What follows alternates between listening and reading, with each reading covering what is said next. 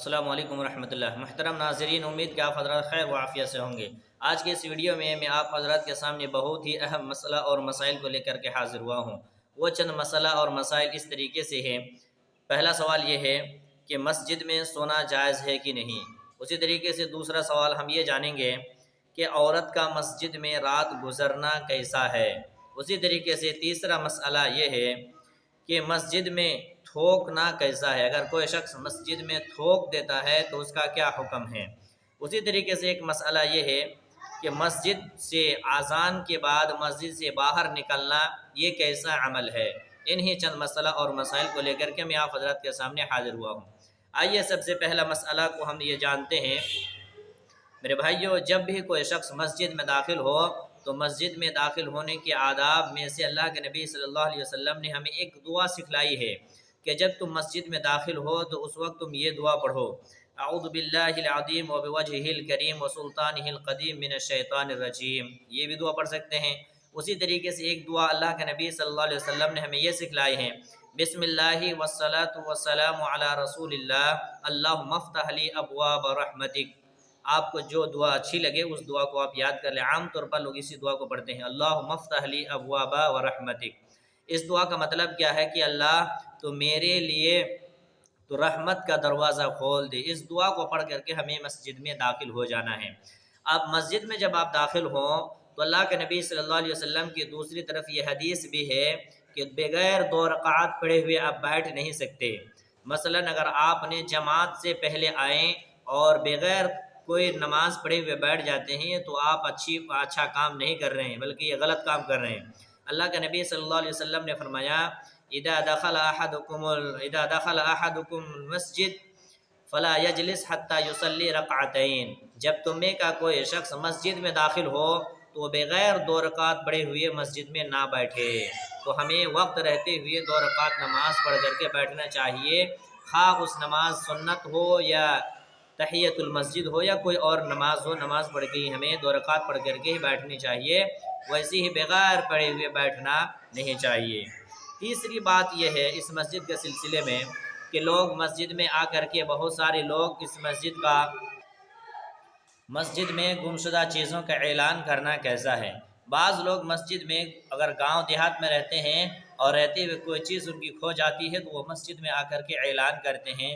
یہ شرعاً جائز نہیں ہے۔ شریعت کے نقطہ نظر میں مسجد میں آپ کسی بھی کھوئی ہوئی چیز کا اعلان نہیں کر سکتے ہیں، بلکہ اللہ کے نبی صلی اللہ علیہ وسلم نے سختی کے ساتھ منع فرمایا ہے اور کہا ہے کہ جو شخص مسجد میں کسی گمشدہ چیز کا اعلان کرے اور اعلان کرتے ہوئے سنو تو ان کے لیے بد دعا کرو، یعنی ان کے لیے یہ دعا دو کہ تمہارا وہ چیز تمہیں نہ ملے۔ تو معلوم یہ ہوا کہ ہمیں مسجد میں کسی گمشدہ چیز کا اعلان نہیں کر سکتے۔ آگے بڑھتے ہیں۔ ایک مسئلہ یہ ہے کہ مسجد میں سونا جائز ہے کہ نہیں۔ بعض لوگ مسجد میں سوتے ہیں، کسی دوپہر میں ہو یا رات میں ہو، تو کیا مسجد میں سو سکتے ہیں کہ نہیں۔ آئیے اس سلسلے میں ہم یہ جانتے ہیں، قرآن و حدیث کی روشنی میں حضرت ابن عمر رضی اللہ تعالی عنہ بیان کرتے ہیں کہ مسجد میں سویا جائے۔ حضرت ابن عمر رضی اللہ تعالی عنہ کہتے ہیں کہ میں مسجد میں سویا کرتے تھے، اور ایک روایت میں ہے کہ صحابہ کرام کہتے ہیں کہ کننا فی زمن رسول اللہ صلی اللہ علیہ وسلم نام فی المسجد ونقیل فیہ ونحن شاب، کہ ہم زمانہ نبوت میں یعنی نبی صلی اللہ علیہ وسلم کے زمانے میں مسجد میں سوتے تھے اور اسی میں قیلولہ بھی کرتے تھے اور ہم نوجوان تھے، یعنی صحابہ کرام نوجوان تھے، 25-30 سال کی عمر میں تھے، اور دوپہر میں کھانا کھانے کے بعد مسجد میں چند منٹ سوتے بھی تھے، آرام بھی کرتے تھے، اور مسجد میں رات میں کبھی کبھی سو جایا بھی کرتے تھے۔ تو معلوم یہ ہو مسجد میں باوقت ضرورت یا قیلولہ کرتے ہوئے سائڈ میں اگر کرے تو ایسی کوئی حرج کی بات نہیں ہے، سونا جائز ہے۔ اسی طریقے سے ایک مسئلہ ہے کہ عورت مسجد میں رات گزرنا کیسا ہے، یعنی عورت مسجد میں رات گزر سکتی ہے کہ نہیں، چاہے اعتکاف کے سلسلے میں ہو یا کسی اور سلسلے میں ہو۔ تو جان لیجئے کہ عورت مسجد میں بھی رات گزر سکتی ہے، اس شرط کے ساتھ کہ کوئی فتنہ کوئی فساد برپا ہونے کی خدشہ نہ ہو۔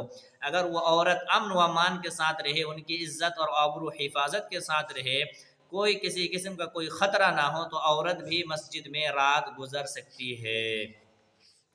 اسی طریقے سے ایک مسئلہ ہم یہ جانیں گے کہ مسجد میں تھوکنا کیسا ہے۔ بعض لوگ کیا کرتے ہیں، نماز پڑھنے کے لیے آتے ہیں، تو وہ مسجد میں تھوک دیتے ہیں، جانے یا انجانے یا غلطی سے یا بھول جانے کی وجہ سے بسا اوقات وہ تھوک دیتے ہیں، تو کیا مسجد میں تھوک دینے سے کون سا گناہ ہوگا یا ان کے اوپر کیا کفارہ ہے؟ اللہ کے نبی صلی اللہ علیہ وسلم نے اس سلسلے میں بیان فرمایا، صحیح بخاری حدیث نمبر 415 نمبر کی حدیث ہے، اللہ کے نبی صلی اللہ علیہ وسلم نے فرمایا لا تقوم الحدود فی اللہ کے نبی صلی اللہ علیہ وسلم فرمایا البصاق فی المسجد خطیئۃ وکفارتها دفنها، کہ مسجد میں تھوکنا یہ گناہ کا کام ہے، یہ غلط کام ہے، مگر جو شخص مسجد میں تھوک دے تو اس کا کفارہ یہ ہے کہ اس تھوک کو دفن کر دے۔ اب یہ اس مسجد کی بات ہے جس مسجد میں قالین وغیرہ بچھا ہوا نہ ہو۔ اب آج کے اس ڈیٹ میں، آج کے اس زمانے میں ہر مسجد میں آپ کو بہت ہی بہترین قسم کی چٹائی بچھی ہوئی نظر آئے گی، قالین بچھی ہوئی نظر آئیں گی، تو ایسی صورت میں اگر کوئی شخص تھوک دیتا ہے تو وہ اس حکم کے باہر ہے۔ لہٰذا اگر آپ مٹی والی زمین میں نماز ادا کرتے ہیں تو وہاں اگر تھوکتے ہیں تو وہاں اس تھوک کو دفن کرنا یہ کفارہ ہے، مگر اگر قالین کے اوپر اگر آپ تھوکتے ہیں تو اس کا یہ حکم سے باہر ہے، اس کو دھونا پڑے گا، اس کو صاف کرنا پڑے گا، یہی اس کا کفارہ ہے۔ ایک مسئلہ یہ جانتے ہیں کہ مسجد میں کھانا کھانا کیسا ہے، یعنی کوئی شخص اگر مسجد میں کھانا کھاتا ہے گھر میں چھوڑ کر کے یا دعوت لوگوں کو بیٹھا کر کے مسجد میں کھلاتا ہے تو کیا ایسا جائز ہے کہ نہیں؟ آئیے اس سلسلے میں ہم ایک حدیث دیکھتے ہیں، صحیح ابن ماجہ حدیث نمبر 2669 نمبر کی حدیث ہے، حضرت عبداللہ بن حارث رضی اللہ تعالیٰ عنہ سے مروی ہے، وہ کہتے ہیں کہ کننا ناکل علی عہد رسول اللہ صلی اللہ علیہ وسلم فی المسجد الخبز واللحم، کہ ہم اللہ کے نبی صلی اللہ علیہ وسلم کے زمانے میں مسجد میں بیٹھے ہوئے روٹی کھاتے تھے اور گوشت کھایا کرتے تھے۔ تو معلوم یہ ہوا اگر کوئی شخص عادت نہ بنا لے، معمول نہ بنا لے، باوقت ضرورت پڑ جائے، مثلا شادی بیاہ کا مسئلہ ہے، گاؤں میں شادی ہے، اب ہر جگہ بارش ہو رہی ہے، گھر میں اس کا انتظام نہیں ہے، آپ 10 مہمان کو بلائے ہیں، جگہ نہیں ہے بیٹھنے کے لیے، تو مسجد میں بٹھا کر کے انہیں کھلا پلا سکتے ہیں، کوئی مسئلہ اور مسائل نہیں ہے۔ لیکن ایک بات، خاص بات کا یاد رکھیں، خیال رکھنا ہے کہ مسجد کی صاف صفائی ہم سب کے اوپر ضروری ہے، اس کی صاف صفائی کرنی ہے۔ اسی طریقے سے ایک مسئلہ یہ جانیں گے کہ غیر مسلم مشرک مسجد میں داخل ہو سکتا ہے کہ نہیں، یعنی ہندو غیر مسلم مسجد میں داخل ہو سکتا ہے کہ نہیں؟ جی ہاں، غیر مسلم بوقت ضرورت یعنی ضرورت پڑنے پر مسجد میں آ سکتا ہے۔ اس کی کیا دلیل ہے؟ حضرت ابو ہریرہ سے مروی ہے کہ رسول اللہ صلی اللہ علیہ وسلم نے ایک مختصر